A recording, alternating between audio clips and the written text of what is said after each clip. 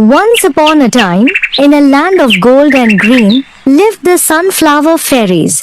Their homes were giant, smiling sunflowers. Their magic came from the golden juice of the sunflowers. The fairies drank this juice in their teacups every morning and used it for cooking. Bees would collect this juice and bring it to the fairies. But one dark morning, something unbelievable happened. The bees were gone. The fairies woke up to find their bright wings had turned to stone. Their sweet voices were replaced by quiet sighs. The sunflowers, their source of magic, began to droop and wilt. The vibrant golden petals started to fall, and the fairies' world became sad and lonely. "We must solve this mystery," whispered a clever fairy named Elara. Her friend, Pip, a small fairy who knew everything about plants, nodded bravely. They knew they couldn't do it alone, so they flew to the crystal castle to find their best friend, Princess Saiga. Princess Saiga was known for her kind heart and sharp mind. When she heard about the problem, she grabbed her trusty magnifying glass and rushed to the meadow. "Let's investigate," she said, her voice full of determination. They searched the entire meadow.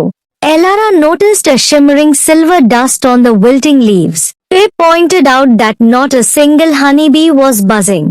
Just then, they heard a faint, sad humming.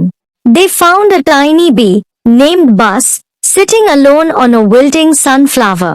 He looked heartbroken. "What's wrong, Buzz?"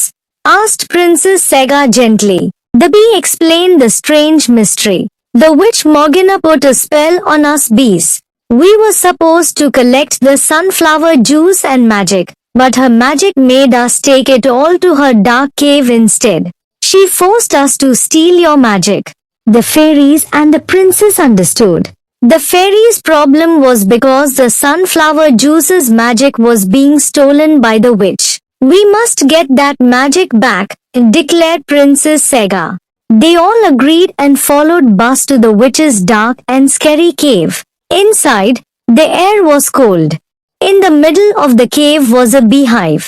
Elara, Pip, and Princess Saiga made a brave plan. Elara chanted a magic spell to keep the witch from waking up. While Morgana mumbled in her sleep, Pip quickly made a special glowing powder from a brave little firefly.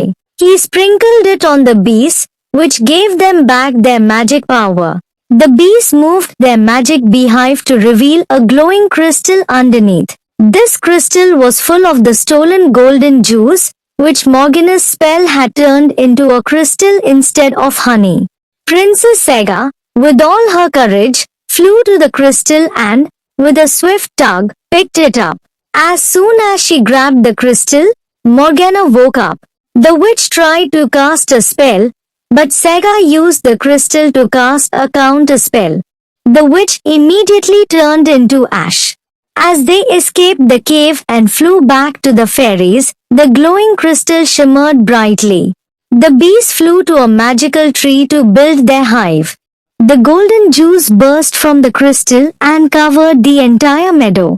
In an instant, the sunflowers stood tall and proud again, then, their faces beaming.